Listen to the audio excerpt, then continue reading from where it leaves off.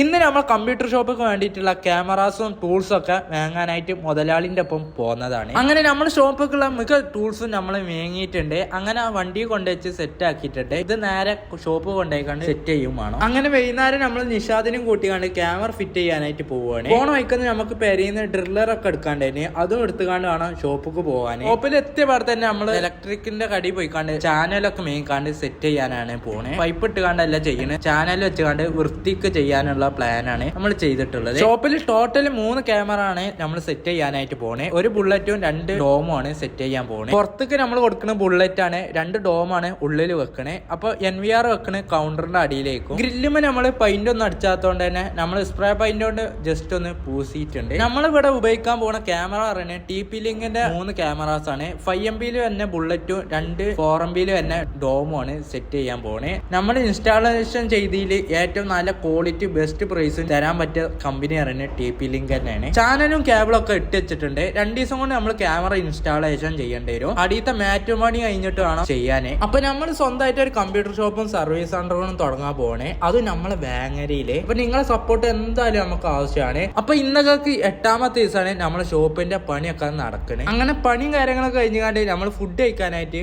പോകുന്നത്. അപ്പൊ ഇത്രയുള്ള നമ്മുടെ വീഡിയോ.